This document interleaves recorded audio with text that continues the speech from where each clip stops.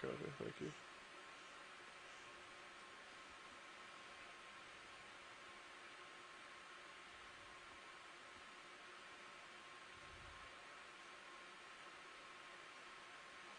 Okay. Closing.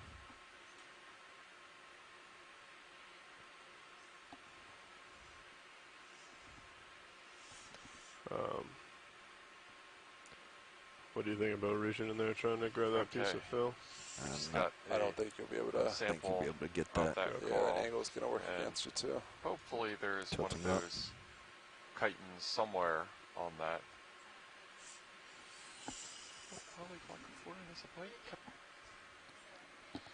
So chitons are the polyplacophorans that have many plates. Aplacophorans have no plates, no shell. So these are sort of, they're in the same phylum, but they are different.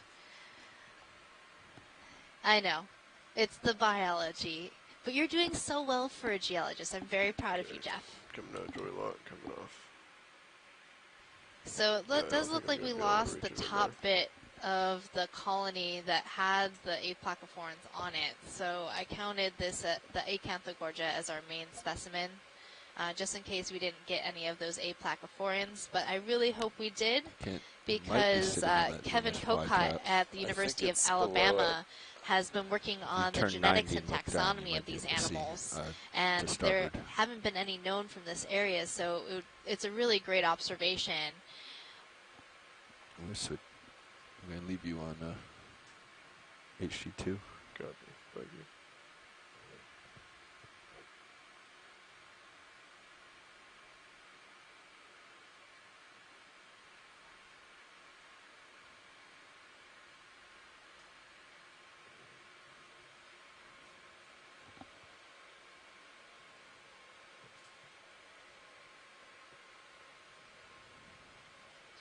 And watch your port that's side, a pretty pilot. deep crevasse. I'd stop there. Oh, she is on there. Oh, it's like resting right on top of the anemone. It made the anemone close. I think that'd be pretty challenging. I don't think that's, possible. I think it's outside our realm. Kind of rude to drop a coral on its head. I don't think the risk it'll be fine. It'll just open back up and that piece of coral will fall.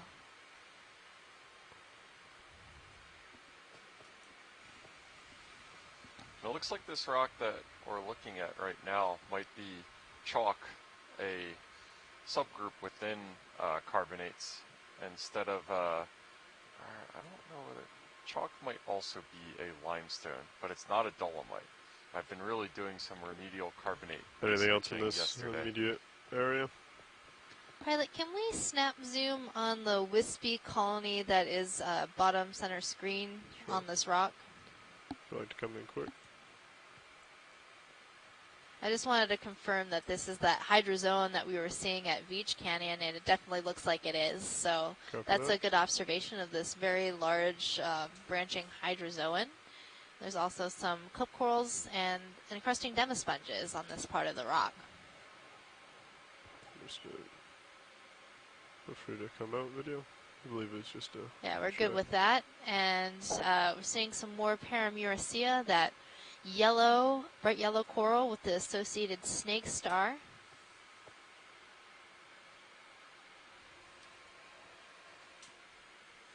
And what are all these little brown spots on the top of this rock? You notice that those look like biology to me. Please? Yeah, definitely. They're foraminifera, so little gatherings of these single-cell organisms, foraminifera, all along this rock. For what? I totally thought they were going to be like little soft corals. We will continue. But, you know, that's why we have to take a look at these things.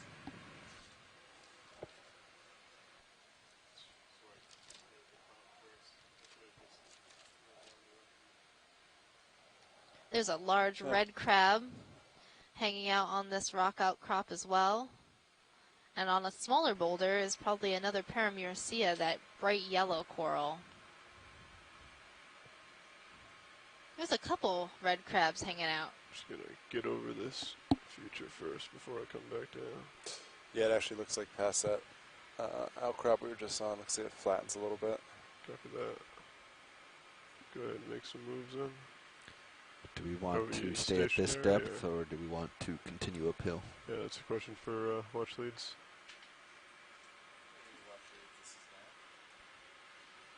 Go ahead now.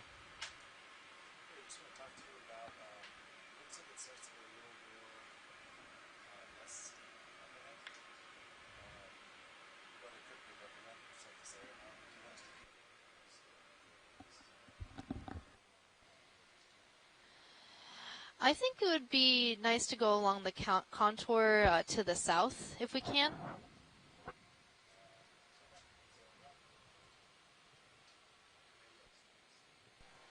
Yeah, I was just looking at the slope along this area, so we did end up landing a little more to the right of where we were going to go, and so I'm thinking if the we first one will head need to pull us south, back off we're the going slope, to but cross over Cut us what out. our original transect that was planned was. So I got you. that's a nice hot spot of steeper slopes, and hopefully we'll find more of So these I'm rock coming up as you back outcrops up. in this area. Yeah, and this carbonate area that we're in isn't an outcrop, it's a debris field. So I think if we go along it, this is probably going to be just a big rubble field. It'll serve the same purpose substrate-wise, but I don't think what we're seeing is the same actual wall of the canyon that we were crawling up and down in Beach Canyon. So this material is probably sourced further upslope. Lateraling over to port, and then I'll come back down.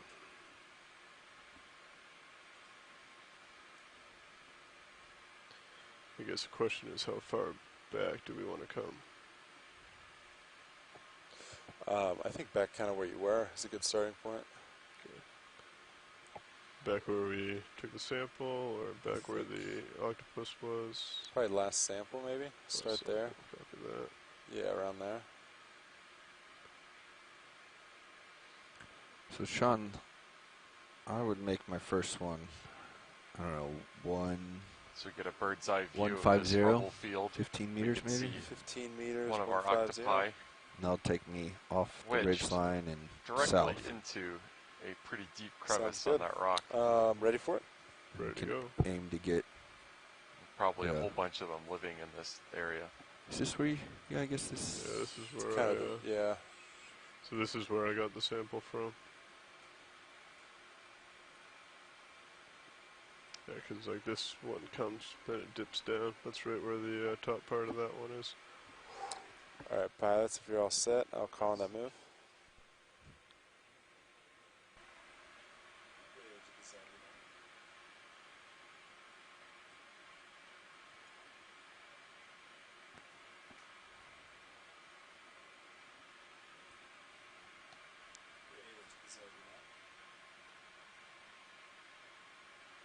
Yeah, come Go ahead, down Nav. a little bit.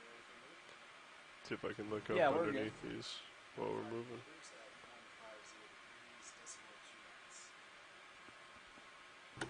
One 5 meters, 150 degrees, decimal 2 knots. Good copy.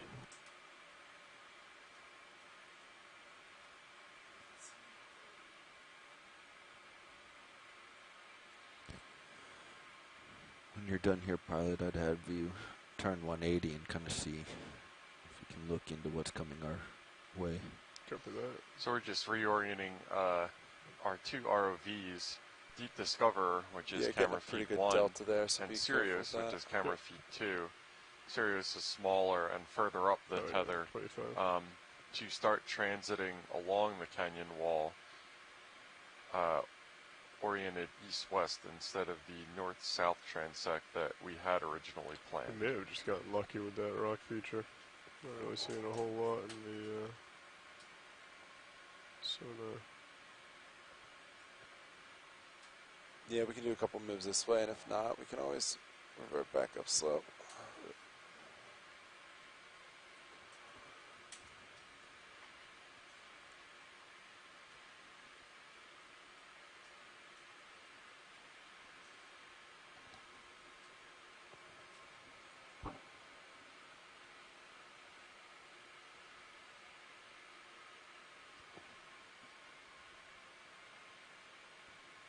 I believe that ghostly looking stuff hanging in the water column right there is squid ink, or as Mike Vecchione apparently calls it.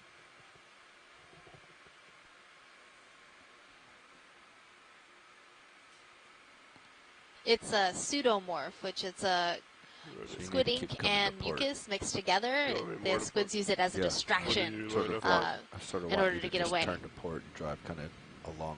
And we've slope. certainly seen a lot of squid in Because this that's the area, way we're so trying to go. definitely Yeah, I not was gonna surprising saddle along to it. see ink from them. Do that. Thought we were just saying west.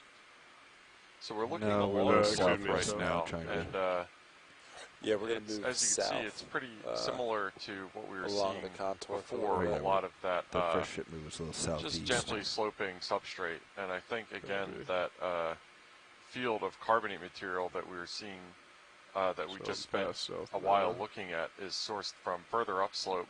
This is a debris field as opposed to an outcrop of the variety that we were looking at in Beach Canyon the other day.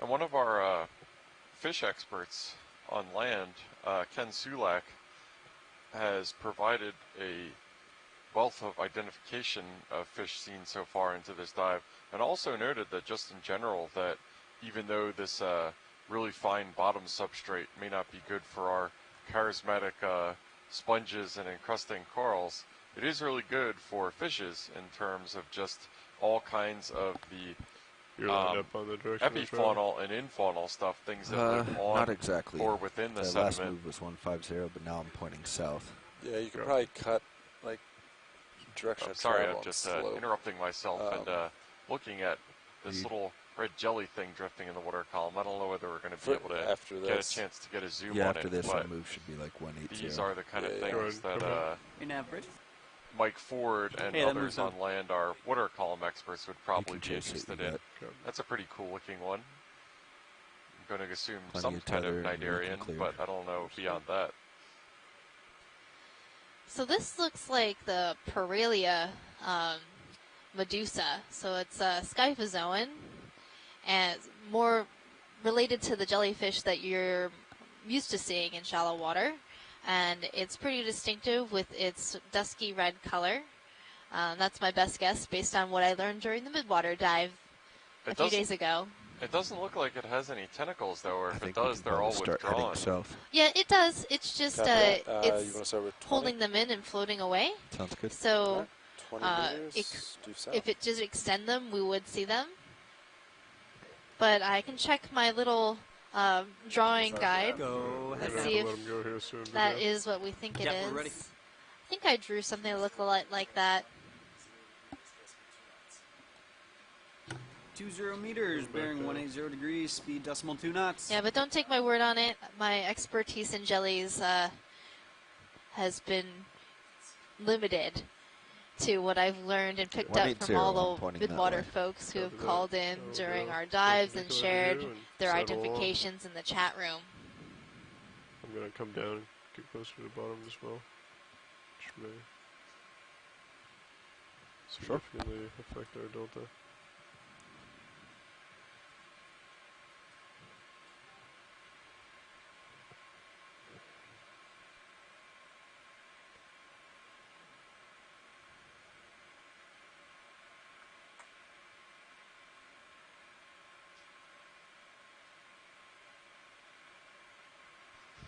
Yeah, and as we're drifting back over this fine-grained benthic material, as I was saying, this is apparently more favorable substrate for bottom-dwelling fish in general because it provides a lot more faunal diversity for them to feed on as opposed to the hard grounds, which are typically food poor.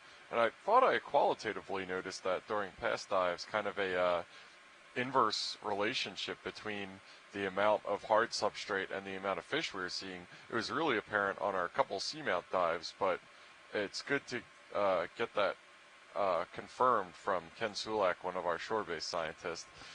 And he also makes a notion that has been kind of stuck in my head since he mentioned it a few dives ago, the need for a kind of maybe a benthic crawler or something like that that would be able to image the bottom in as much detail as we get of the really large, bright and colorful and frequently mobile organisms that this focuses on. Because while those might be the most conspicuous creatures that we see down here and the ones that really immediately get our attention, they might not be representative of the biomass and biodiversity overall observed in these environments. Kind of like an iceberg where what you see above the surface is only a small amount of what the total is. So that's a good note, and just another kind of general notion that the scientific community that we're serving on these dives is anybody who has any interest in this area in general.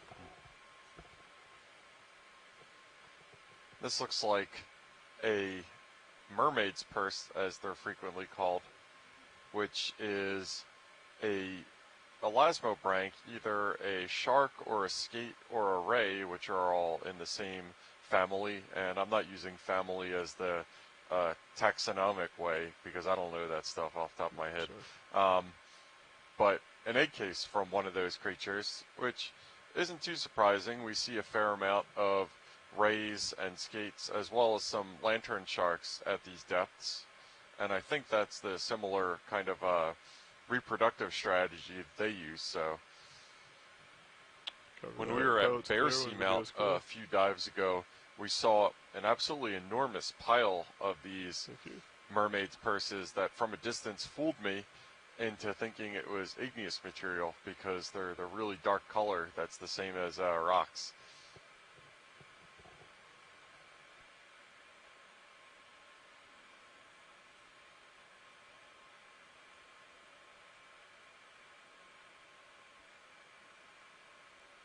Something's coming. Rock, maybe.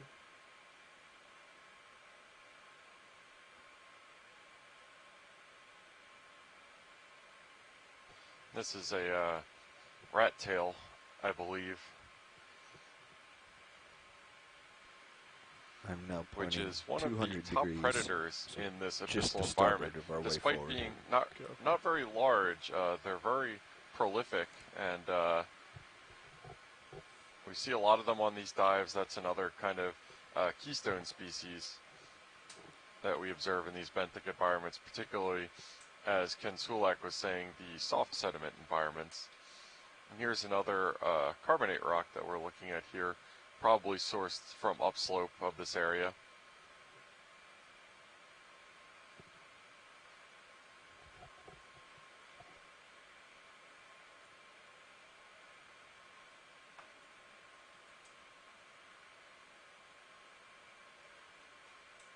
Nav bridge, move complete.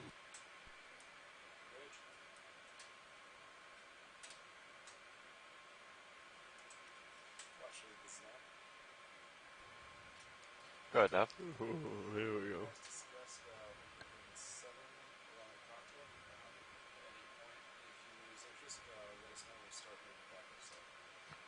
go. We're headed towards the orientation along the wall of our original waypoint. Is that correct?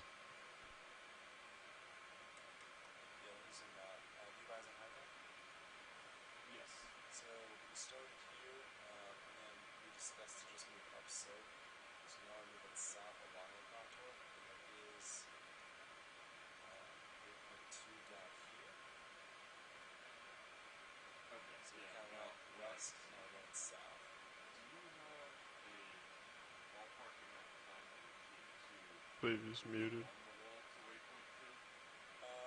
going to be very dependent on what we see along the wall. It's definitely along the contour, along steep contours. It's going to take longer. It's hard to estimate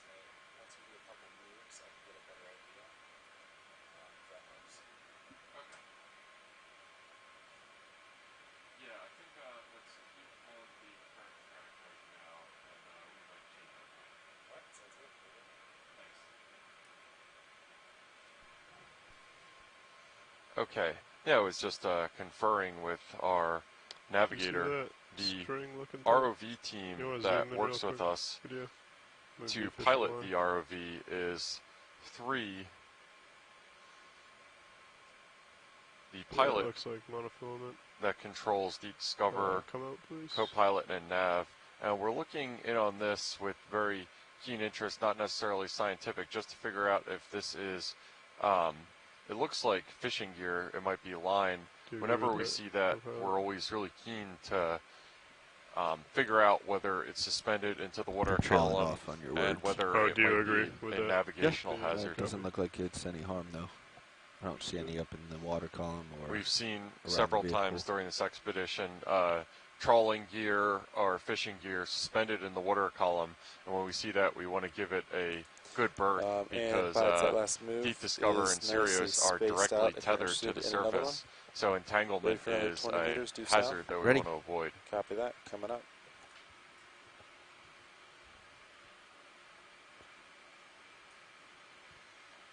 So it looks like we're back in this, what I think is that really highly consolidated but not cemented mudstone stratigraphy that we were looking ahead, at Neff. earlier that I had the pilot scrape to see what it was, unless it's just carbonate that's really heavily draped in sediment. 20 meters, 180 degrees, decimal 2 knots. So when you're settling like this, you want to make sure if you're Pilot, could facing you blast the thrusters at this wall real fast? if you're facing the wall, that you're constantly looking at your port rail or whichever direction you're going, looking at your rail cameras and looking at your manip cams to see if you're going to lateral into something. Otherwise, your other option is every once in a while, periodically turn heading to see what's ahead of you, and then turn back. Copy.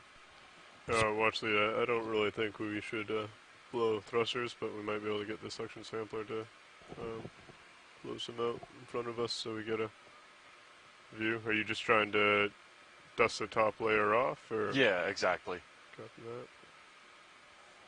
Yeah, just makes you point it away from the fishing line. Yes, I'm just trying to get a closer look at this Fishing rock line just should be to off to my starboard. confirm that what we're looking at is that really Turn- highly wanting to do consolidated suction? clay. Yeah, reverse section. It's interesting to Draw see out. this crab within an yes, outcropping a little there. Okay.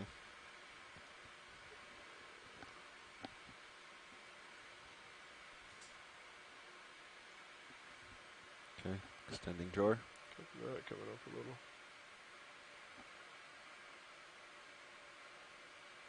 Hello, squid. Hi. Copy. Go ahead and reverse section.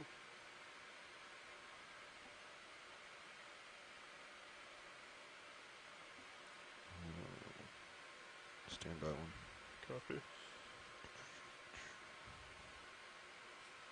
Okay. We are blowing.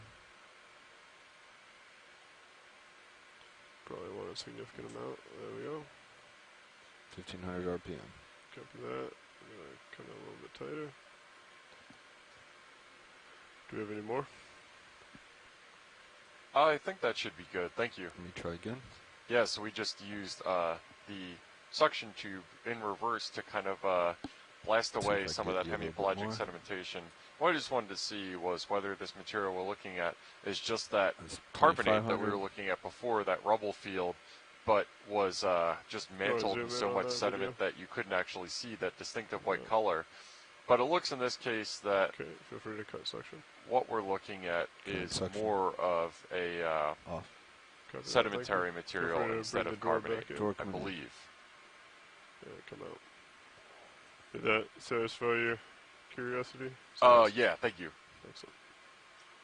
Okay, pulling up, pushing away from the dust cloud.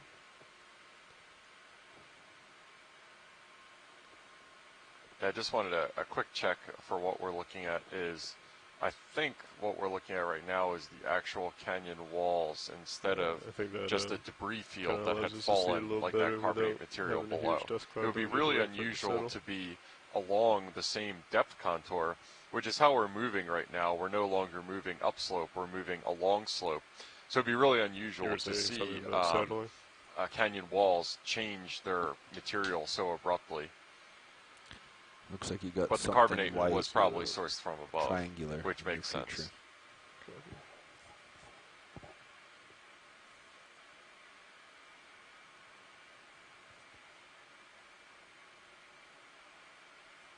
Different type of sea star as well. Yep, and that's a carbonate rock that we're looking at right now. Can we get a zoom of that sea star, the fatter looking one to the right? Sure. Do you want to just zoom in on this real quick video? Definitely make sure that it's rock. Yeah, so Yep. that is just a very starkly white piece of Go ahead and carbonate come out. material Thank sourced you. from upslope, really heavily cemented, and just a textural contrast to the mudstone that we're looking at right now that's predominant in this area.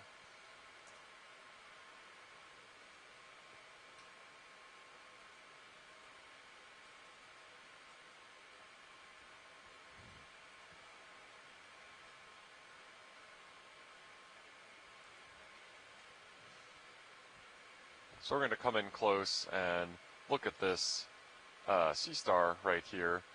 I'm not sure whether our onshore expert Chris Nav Ma bridge move is watching the dive. He might be enjoying himself on this Saturday morning instead, but having the video archive for identification purpose will help him.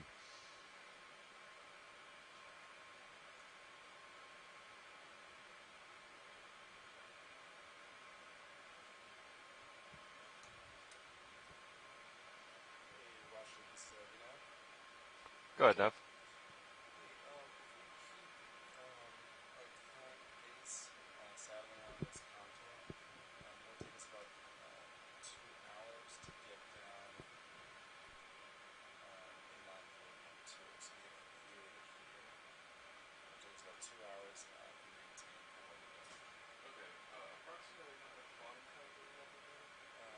Go ahead and start coming in video.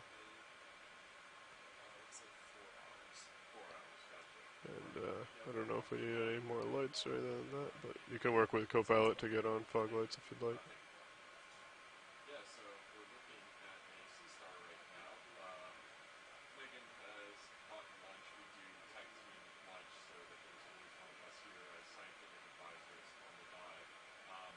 And so I can't provide too much information. I don't think I've seen this one before. I know there's something different about the Coming up. It's got those little tendrils coming out from the ends of Okay, coming to the one. 5 points, the lights of it. Copy, coming up. I seem to recall Chris Ma saying that Coming over a little bit. tendrils are extended, it means that the star isn't feeling correct. I'm not hearing him now. Feeding or moving position. Coming up. Yeah, sorry about that. I didn't have my Okeanos full out channel open.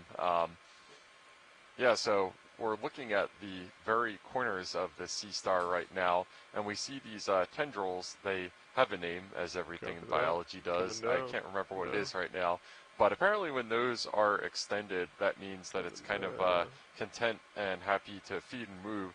You could see that it's very slowly making its way downslope on those, I believe they're called polypodia, the little feet on the bottom of them. And they can actually move the star at fairly fast rates when they have to move, which is interesting. They don't, I think that, aha, is that Hello. Chris Ma here? It is Chris Ma. Hey, Chris, how's it going? Saturday, and I'm just sitting back enjoying my Okeanos feed and working on some taxonomy in the lab. Fantastic. So, yes, so what you've got here is a sea star called Pteraster, and Pteraster is one of the sort of popularly known animals called slime stars. And these are called that because they emit a mucus slime defense.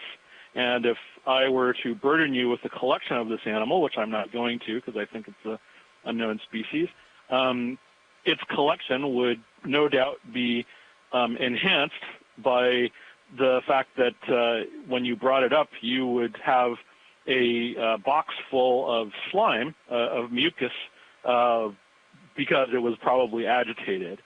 In answer to your earlier question, the things that you were focusing on earlier, those are the tube feet, also called the podia, and the tube feet that are right on the arm tips are usually used in a sensory capacity, and so when they're moving, they're kind of feeling or possibly even sensing the sort of environment around them in anticipation of which direction to move. The arm tips are where the ocelli or eye spots are kept. So in these deep sea species, they probably don't do much because it's dark all the time. But the tube feet are, especially on the arm tips, are quite elongate, and so it's using them to sort of feel around its surroundings as it moves, among other sort of senses that sea stars have that we wouldn't, because they're pentameral rather than bilateral. Other species of pteraster that I've seen generally feed on sponges and are thought to be detritivores. So it's probably just looking around for the next tasty thing, or sort of maybe even stopping to occasionally devour some, encrusting stuff on the surface as it moves along. So good. That's the second species that we've seen in this canyon, other than Neomorphaster, and so I'm always happy to see what else lives in these, because the Atlantic is generally considered to be not as rich an area for diversity as the Pacific. So as far as sea stars is concerned, but a lot of these deeper areas aren't as well known. So I'm always happy to be surprised. All right, pilots, we've been stopped for awesome. a while. Thanks for the context and the elucidation, Chris. Sure, happy to do it. Looking forward to whatever you come up with next. Absolutely. All right, thanks, Chris. Have a good day. RV Nav Bridge. Yeah, so we're continuing down the walls of this box canyon in between Alvin and Block Canyon.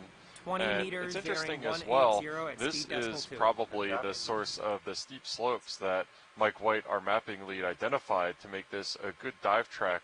But it doesn't seem like this substrate is as ideal of a habitat for the corals and the sponges as the carbonate stuff that we were seeing the other day in Beach Canyon. So this is interesting. When we make these habitat predictive models to look for habitat suitability, slope always ends up being heavily weighted. Slope or steepness in the predictive skill location or predictive likelihood of seeing corals and sponges, particularly corals. But as we can see here, the lithology or the type of rock is not as conducive for the habitation of these organisms in this area as opposed to the carbonate stuff that we were seeing yesterday. So this is kind of an example of why biologists should take geology into context when they're doing this, because in this area, even though we're seeing similar slopes, we're not seeing the same type of diversity and density of corals that we were observing yesterday. And it's just an example of how pretty much everything in oceanography is a necessarily multidisciplinary endeavor, and really no field can kind of stand alone, and you're going to be having some serious blind spots if you're only studying, for example, the geology.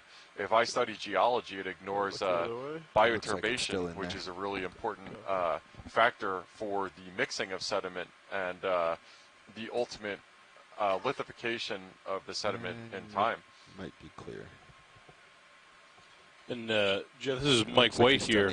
I totally agree with you. I think this is something. So I've been with OER now about 3 years. Done a number of these ROV cruises, and we love to target these steep slopes. And I remember a very specific dive on the western Florida escarpment, Dan Wagner was our expedition coordinator, was actually our science lead. Adam Skarke was on as a geologist. And we were diving, and the three of them, two of them plus Scott France, we're having this conversation that, yep, we can target these steep slopes, and yep, we can find hard bottom where hopefully these corals and sponges are settling, and they, of course, create the texture and the rugosity needed in order to increase biodiversity, right? That's where the trees of the deep sea, if you will. And it's not just the slope of the geology that's controlling this, right? And so now we have to think about, well, maybe there's some sort of physical oceanography, right? Or are they not having the right nutrients being delivered to them, or is the salinity not right? Is the temperature not right, or is there some sort of trace element that's limiting the sort of dense deep sea and diverse communities that we would be targeting? And it's tough to say, but it's so fascinating that in one area where we see similar rocks and similar geology and similar slopes and similar rugosity, similar multi-beam data, from one day to another, seeing different types of communities and how those communities are driven, right? It's not just what we have in front of us, right? We need to think about some other environmental, physical, and chemical factors that drive these communities. That's a great point, Mike, and that's why when they're doing these habitat models, they're not to throw too many 10-cent words, but multivariate models, as you were saying, that integrate a lot of those other factors, because if it was as simple as just steep slopes were all they would need, well, that would be a lot easier of a problem. But as you pointed out, there's a whole lot of other conditions that are required for them to live and thrive in these areas. Dissolved oxygen, you said current speed, all of these have to be taken into account and are weighted in different ways in these habitat suitability models to kind of find the Goldilocks zones where everything is right for them to thrive. Not because something was stuck. So speaking with somebody who works for NOAA's Office of Ocean Exploration and Research, one of the questions we continually ask ourselves is what sort of baseline observations, what sort of baseline data are we encompassing, and what does it take to characterize the seafloor? And I can speak for myself as an individual that I don't know I have those answers, and I think we have a number of groups within the office that are working to divine those answers. Right, but there's always a question of, are we capturing the right baseline information in order to do some sort of characterization of the seafloor, right? And we know we capture mapping data, we know we capture video data, and of course the RV has a CTD, and we have a sampling program, right? But what other physical or chemical or biological data points from an exploration standpoint, do we need to capture in order to say, yep, we have some baseline fundamental observations of an area? And I think we as a program, often, look internally and say, okay, what are we looking? And then, of course, we in turn have to ask the community, right? What other information can we be capturing in order to assist in those, predictive modeling, right? What sort of factors do you need, and how do you weight them, right? What would our priorities be? Yeah, those are all really good points, and speaks to how fundamentally different OER is as a program than almost any other research organization out there conducting oceanographic research, because what we're doing here isn't research, it's exploration. And basically, it may sound like a kind of branding thing, but it's a really, really fundamental difference in that what we're doing is going to areas that are unexplored and just getting, as you said, the baseline data that scientists can follow up on, have publicly available, all of our stuff mere months after these cruises become public domain and are accessible to any researchers. They can take these interesting observations that are made and follow up on them and design experiments around them and test their own hypotheses on later expeditions. A big picture, if anything, the takeaway is when we do see these dense, diverse, deep sea coral and sponge, communities, and of course other communities out there, when we do see them, if anything, it just really speaks to how special they are, right? They don't occur everywhere that we have sea slopes. They don't occur everywhere we have these rock outcrops. You need a certain confluence of special, factors within the deep ocean in order for these communities to survive and thrive. And so when we do observe them, right, it's a recognition of how special they are when they are there. Absolutely, and it's part of one of the first questions, again, is just kind of working on how broadly distributed they are. And even that, we're still working off the habitat suitability models as just kind of placeholder data in lieu of us being able to go and ground truth every single one of these sites and see where they are or where they are not. And bear with us for a minute now as we're undergoing an ROV pilot shift change. But it's these organisms are, probably fairly widely spaced. They probably have a relatively narrow range of conditions that they're happy at. And the other thing is that they are fairly easily perturbed in terms of bottom contact of the variety that happens in deep sea fishing or, trawling or activities like that. And that's why it fundamentally underpins the importance of established marine protected areas to conserve these habitats where we know these corals and these sponges are observed to grow. Right now, we are actually diving within the Frank R. Lautenberg Marine Protected Area, which was established specifically for conserving areas where we know a lot of these corals and these sponges are known to be found from previous ROV dives conducted within this canyon, Veach Canyon, Oceanographer Canyon, and other ones.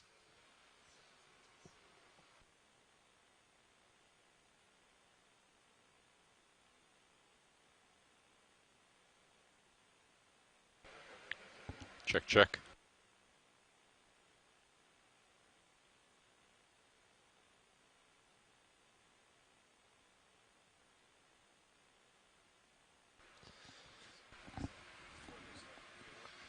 And Mike, you mentioned the physical oceanographic aspect of habitat suitability. It's like, this dive that we're on right now is relatively close to what is called the Pioneer Ocean Cabled Observatory, which has been operated, I believe, by the Woods Hole Oceanographic Institute for a really long amount of time. So this is south of Cape Cod, Woods Hole.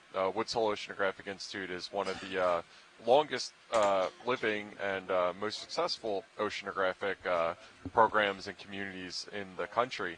And the importance of us doing this dive and doing this kind of baseline biologic community assessment is we can relate conditions here biologically and ecologically to the really long and continuous record of physical oceanographic data that we get from the Pioneer Array, which is taking measurements continuously at various depths in the water column and has been for many years. All right, with you, co-pilot. So it's always good when we can tie our observations in with longer lasting ones.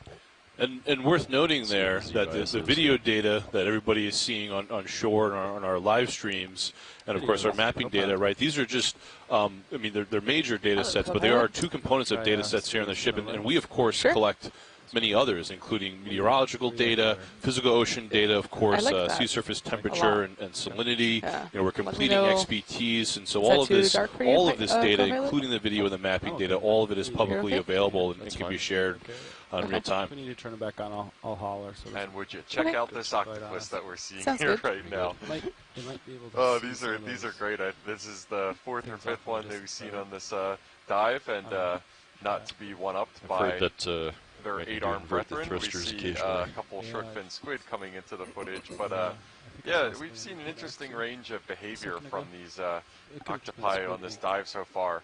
A lot of them are really happy to hang out in the really three-dimensional, very rugose substrate that the carbonate debris field that we were looking at provided. Depth, I guess. This one is kind of hanging out on what was the last few tracks? Climbing up this we're going due south 180, mudstone so they wanted to keep sort of in this direction appears to be doing until we get sort of skip arm day. perpendicular to waypoint 2. Okay. Then they want to start moving back up the slope.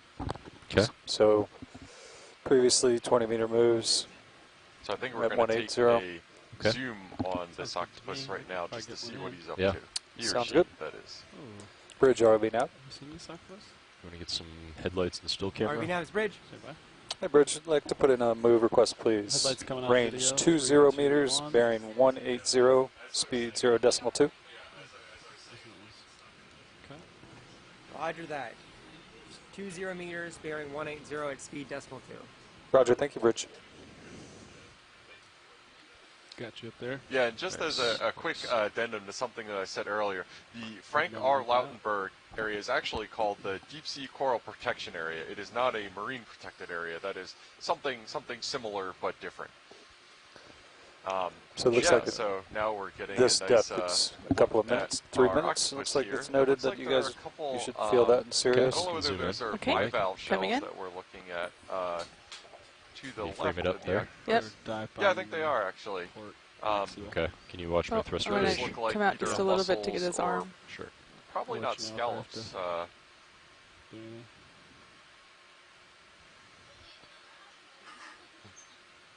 Oh, he's stretching. Big stretch. I love this just slow motion like climbing that these things do. I'm going to tilt down. Can you zoom out a bit? Okay. I'm going to frame up the still camera, so it's not going to be centering your camera, but. And I think this is Just for a the little dive bit. where Okay, we've seen that's the full most Okay. active octopi in terms of just moving around. His and arms down. Doing cool octopus things. Oh, I just got hit, I think. So many cool octopus things. You look okay. So this is what the final dive of our expedition should be like. Full of octopods. Yeah, I see a cloud above you. And we got some corals and sponges as well. Yeah, even better. Port side. And there's really good mac and cheese. Really good mac and cheese. It's really stretching out there, huh? Want to get a still with the arms up. Just a little more video. Do you want me to zoom? I'm just Or- telling you, we're going to hold this framing for Okay. just a little bit more. Gotcha. I think we got it. Just wave your hands in the air Okay. like you Okay. just don't care. Okay, go ahead. So everybody at home, Holding. you know, you stretch out like an octopus. Do some moves. This is your octopus interpretive dance time. All right. Can you kill this This still cam? octopus will lead us in our perfect cephalopod yoga.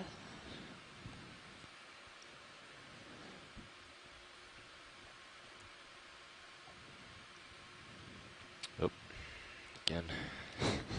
Let's come out video. Okay, coming out. You want me to turn off the forward lights? Or leave them on? Sure. Turn them off. Hello, Got Okeanos. my port axial. Hello. Or port, sorry, port vert. Mike on here. Hi, Mike. Trying to get my phone to show me the video and Looks like it's while clear I'm now. talking. I'm not being very successful at that. But I just thought I'd say a few things about the octopods you've been seeing. Yeah, we'd love to hear more.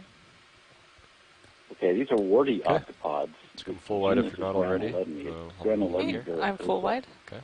The reason I mentioned the genus is because it's the same genus that on the west coast has been shown to sit on its eggs for up Just to had to clear 4 the years. thrusters there, video. That's I fine. suspect the ones that you see out walking around are all males. I know I've seen the modified arm on a couple of them. What's that?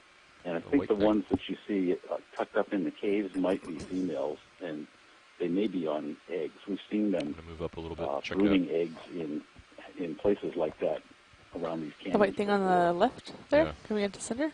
Yep. I think I've got enough That's tether really to get out cool. there. I know on a previous dive we spotted an octopus that was brooding eggs underneath a rock. It's like a 4 rock. years seems like a long time. You want to go Very partial? Clean rock. Yeah, 4 years Yes, is a very coming in. long time. Gonna hold Oh here. boy. And Okay. so there's actually another question about these deep sea octopods that's derived from exploration on the west coast, where they've seen aggregations of some octopods in areas where there's Starboard bird. That time. slow seeping of warm water, not hot, not the really hot hydrothermal water, but slightly Should I elevated come out, temperature pilot? water. Come out a little bit, yeah. Okay. I suspect that involves Let's full the wide. octopods Thanks. actually actively choosing that because the temperature would These speed up squid the had development of the an embryo. extra layer of challenge. We're not seeing that in these guys.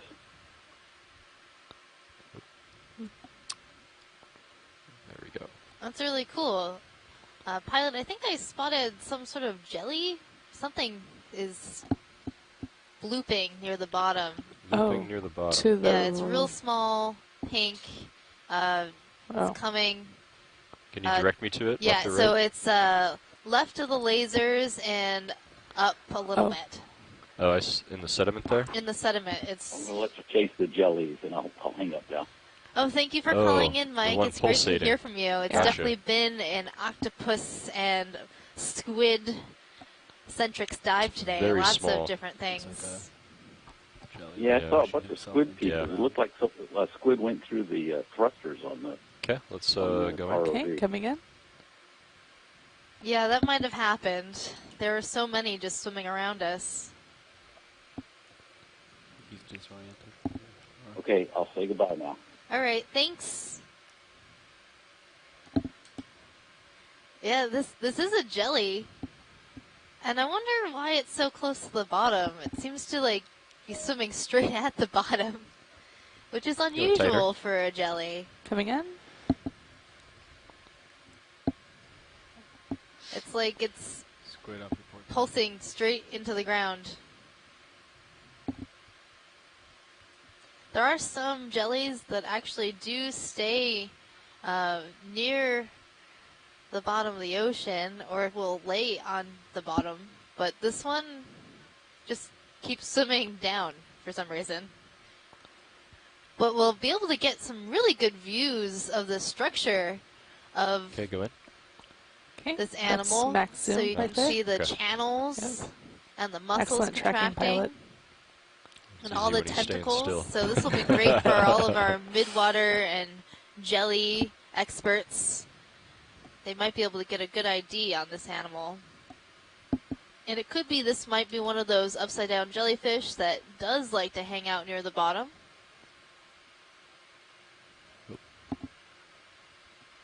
It kind of looks like a beautiful flower. ROV nav bridge, move complete. Roger, Bridge, thank you. It's almost mesmerizing. That was very cool, Pilot. Thank you. Yep, it's coming out video. Coming out. That was good timing. Okay, that's full wide. Thank you.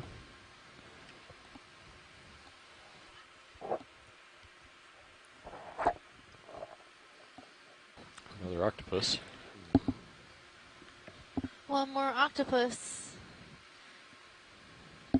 See, we were supposed to do this At least dive this one is head yesterday, but we had to put it off because the weather was really bad. So this would have been an octopus dive for Octopus Friday.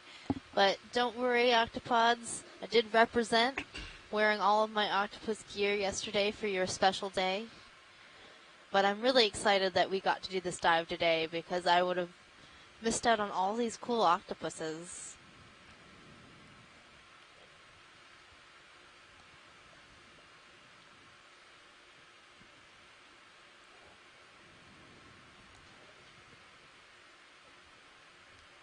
Just going to take a peek over. I'm coming down slope a little bit.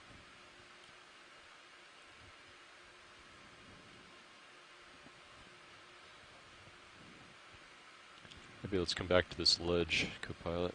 I'll come down here. Yeah, the ledge is where all the really interesting stuff seems to be happening.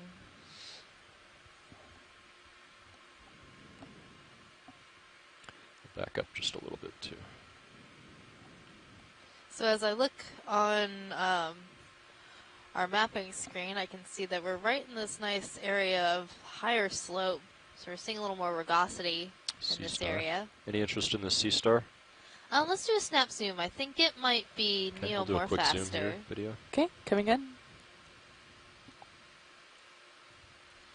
Yeah, that's what it is. It's Neomorphaster. It's pretty common in this area. We've seen a number of them from today's dive and previous dives. Okay. Okay, max wide. Max wide. You can feel free to zoom past the skid whenever you'd like. Okay. There we go. Thank you. Pilots, we're all stopped. You guys want another 20? Let's explore this for a minute. Pilot, can you zoom that plate-like sponge on the left side of the wall? Sure.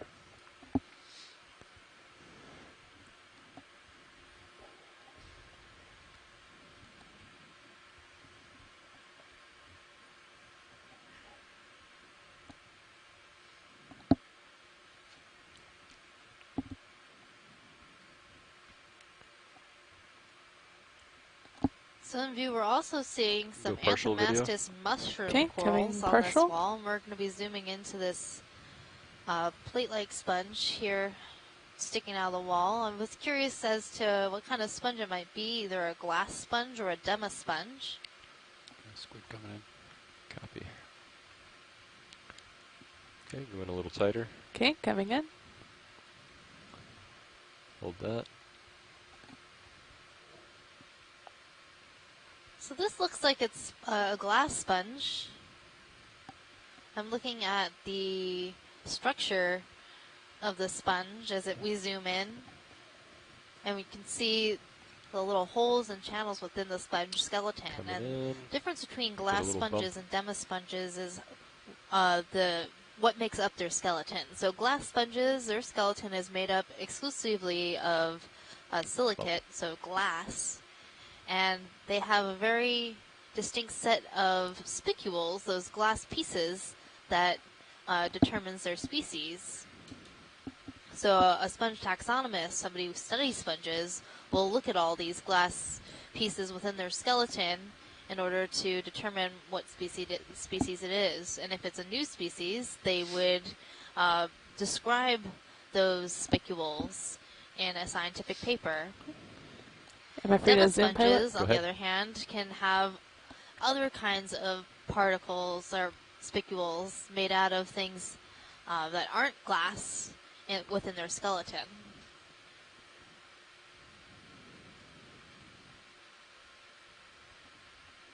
I'm going to try the headlights.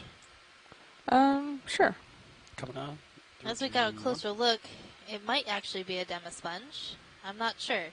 It's really hard to tell. Some of these sponges can be pretty cryptic.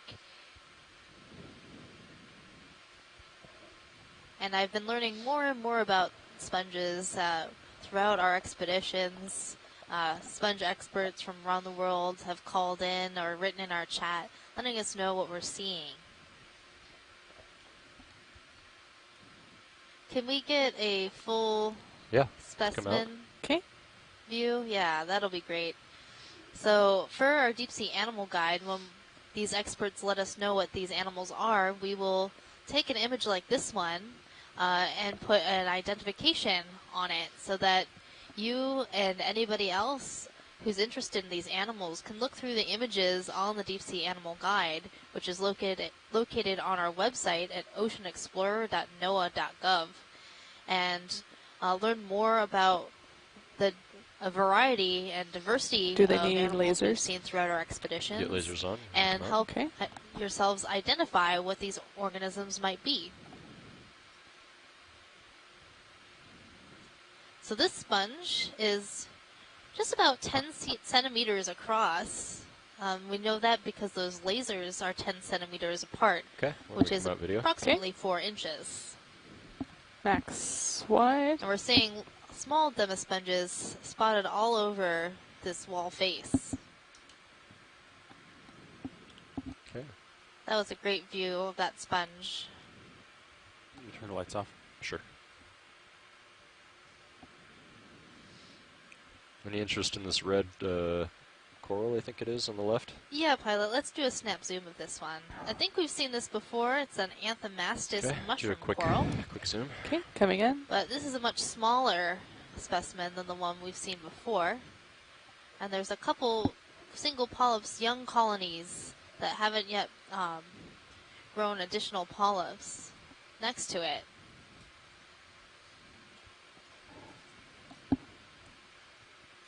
There's also some small snails and other demosponges on this wall.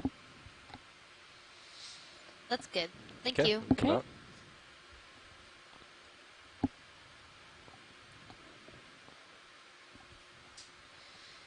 If you're just joining us, this is Dive 12 of our Deep Connections expedition, exploring the canyons and seamounts of the Atlantic Right, in both I think we can do Canada another 20. and the U.S. Roger that. waters. Bridge is ROV nav. ROV nav bridge. Yes, another move request, please. Range 20 meters, bearing 180,